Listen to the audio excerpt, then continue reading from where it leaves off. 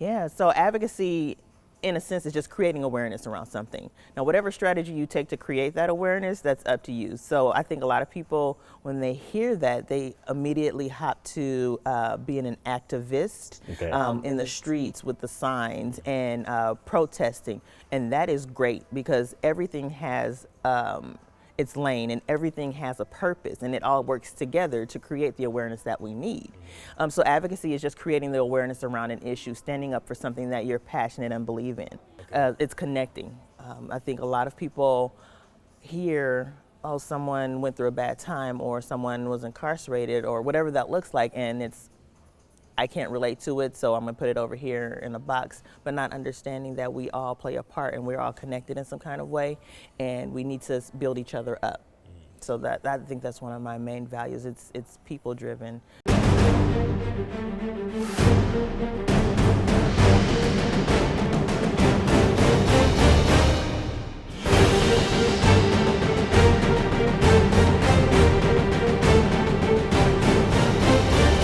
Hello, this is Marco Rock.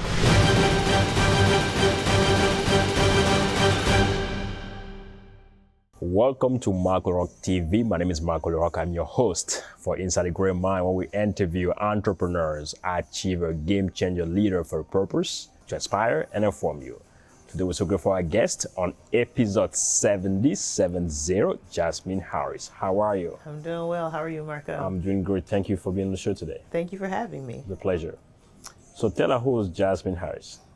Jasmine Harris. I am a mother of 3, 19, 7, and 6. Wow. Yes, I'm a wife, 7 years married, and I am an Omaha advocate, advocating for community and equity and inclusion here in Omaha.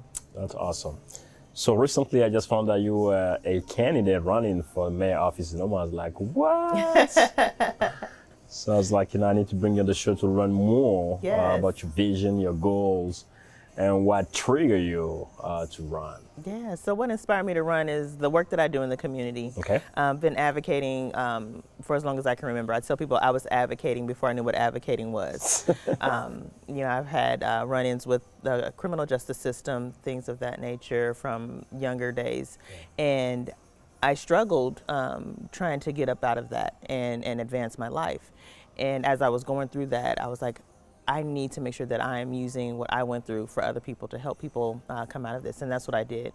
I became a part of the Urban League of Nebraska Young Professionals and started chairing their civic engagement committee and made it a point to really look at the barriers that people face, whether they have criminal histories, coming out of incarceration, things like that. And the work took off from there. I joined an organization called RISE. When they first started, it was called Defy, but we are now RISE. And with that work, it's really advocating for people who are incarcerated and coming out of incarceration. So that way we can ensure people have actual chances to thrive once they return back to the communities, because we know there are a lot of barriers that people face. So the role I'm in now as the Director of Public Policy and Advocacy, it's really bringing in that intersection of we can work with people individually and give programming and get people set up to move on the right way, but there's also that element of what's going on in our state, in our city, across the country that are continuing to be barriers for people. And so the next step for me with the hat that I wear there and what I do in the community when it comes to work around civic engagement and working with elected officials was we need people in office who understand the problems that people are going through. And that was my progression and why I decided to end up running for mayor of Omaha. Okay. So we talk about advocacy a lot. You probably work in that field. So can you explain the word advocacy for people who are out there who don't understand, who are not familiar with that word? And what is the process to advocate? Yeah, so advocacy, in a sense, is just creating awareness around something. Now, whatever strategy you take to create that awareness, that's up to you. So I think a lot of people, when they hear that, they immediately hop to being an activist in the streets with the signs and protesting. And that is great because everything has its lane and everything has a purpose and it all works together to create the awareness that we need. So advocacy is just creating the awareness around an issue, standing up for something that you're passionate and believe in. That's awesome. So what is your vision for Omaha as you run in to be mayor? My vision is that Omaha is going to be welcoming and inclusive for everybody. Okay. And what that means is you have people who right now who are struggling to make it by, but how are we ensuring that they can advance in life? Right now, a lot of people are just striving to get to the next day, and we need to ensure that people are able to thrive. So I want to make sure that we are putting in equitable opportunities for everyone to continue to move forward. And that could be making sure people have safe and affordable housing. Right now, people feel priced out of their neighborhoods where they can't afford. If you're spending 50% of your income on housing, what else are you able to do in life? And you're looking at unemployment and underemployment. Can we get jobs that actually pay people enough to be able to afford housing? Where our minimum wage is still what, $8 or $9 an hour. So it's ensuring that people actually have those opportunities in place to move forward in life. That's amazing. So first, I just want to congratulate you again for taking the courage Yes. to run, because I know it won't be an easy journey. So what are the opportunities and challenges that you might be facing as a candidate as you take this journey? I think the immediate challenges we see is that I may not be known to a whole lot of people. Okay. And I think so it's the name recognition that we have to come up against. So taking opportunities to be on shows like yours or to interview with the news is really helping me get my name out there. And so I think that's the first one that you have to look at as a barrier, especially going up an incumbent who's going up on their third term. So that name recognition is already there. I think the next barrier is the times that we're in with COVID. Majority of campaigns have, over the years, had voter contact where you're knocking doors, where you're able to go meet people in person and talk to them in person. So I think it's really now, how do you pivot and ensure that you're still being able to connect with individuals, hear their concerns, and then move forward with ensuring that I can win their support. So I think those are the two biggest. Especially barriers. like, in this kind of like an environment, how do you make it more effective, connect with people, Yes. and do it effectively, especially that Yes. we don't know what is the future of this pandemic. We hope, that it's ends soon, but I think we just have to learn to deal with it Yes. at this present time. So as you're trying to run, I'm just very curious, this whole thing, how does it process? Like, how do you organize it, like a team? I mean, because people out there, curious to know. Yes. Yeah.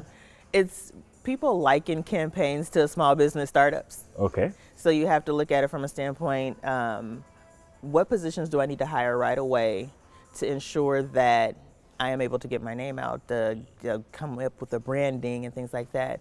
So the first position that I needed to hire was for a campaign manager. So filling out who's out there actually doing great work, how can they fit with the values that I have as a person that I want to ensure traverses through the whole campaign and the campaign team. And I found that person, and they were able to help me then expand what the rest of the team looks like.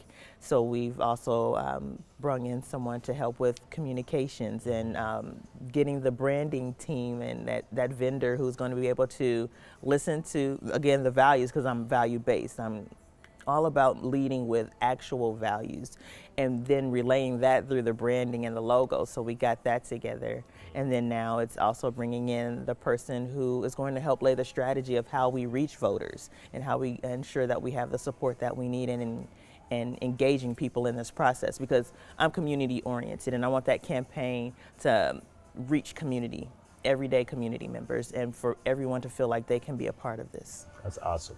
So you mentioned values earlier. So can you share with me what you value the most beside the advocacy and caring about what are the things that you value the most? And I value the most treating people for people, that empathy. Okay. It's connecting. I think a lot of people hear, oh, someone went through a bad time or someone was incarcerated or whatever that looks like, and I can't relate to it, so I'm gonna put it over here in a box, but not understanding that we all play a part and we're all connected in some kind of way, and we need to build each other up. So I think that's one of my main values. It's people driven, and just the passion for ensuring that everyone has the ability to succeed, whatever that looks like for them. Success for me isn't the same as success for you or the next person, but ensuring that people have those tools to succeed in whatever way they want to succeed. Definitely. So, Jasmine, if you had a power to make one positive change in the world right now, what would that be and why? Wow. I don't know. It wouldn't be money because we can throw money at things all day and stuff still wouldn't happen. So I Yeah. wouldn't say that. Does mind control, is that a power? Get everybody to change their minds towards actual positivity anyway. Wearing masks here in COVID and just actually caring about people. If I could change people's minds to care, then I think, Change people's mind to care. yeah. Okay. All right. What would be your definition of leadership? My definition of leadership. So Yeah. you're throwing all these questions out that I wasn't prepared for. It's okay. It's But that's good. Yeah. The definition of leadership for me is someone who is going to be in the trenches doing the work with people, giving inspiration and helping people to see where their part is in that and working together. I don't think a leader sits high and demands work to be done. I think a leader is someone who's actually going to be there and preparing people for that next level. That's awesome. If you were to be an animal, which animal would you be and why? I've been told I'm a tiger. You a tiger. Yeah, I am very protective of my cubs. So people who I care about, I'm very protective of them and tenacious and just keep going. I don't give up. Okay. So recently you just told me that you went to Senegal in West did. Africa. So tell me about your experience and why did you go there? So my husband and I went to Senegal in October of 2019.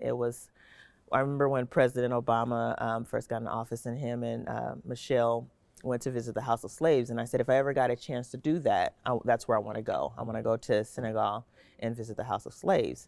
And 2019 presented me with an opportunity for personal and professional development. And I really dug into how do I advance myself as a person and professionally together. And I started looking at the work that I do, the advocating. Why is this so important to me? And it comes back to how our people have been treated from the beginning of time. And I said, let's make sure as I'm doing this development plan that Senegal is on the table because I need to re-inspire myself and why I do the work that I do and make sure I'm making those connections. So I assured myself that we would get there, and we did, and it was amazing. We got to visit Gorée Island where the House of Slaves is, and just eye-opening and so beautiful there. And the awesome. people are amazing. And I said, I have to come back. I have to bring the children. Like, I want to go and visit more places in Africa and just get a whole experience. That's amazing. So Jasmine, what would be your last advice, tip, or word of end to my viewers or listener out there?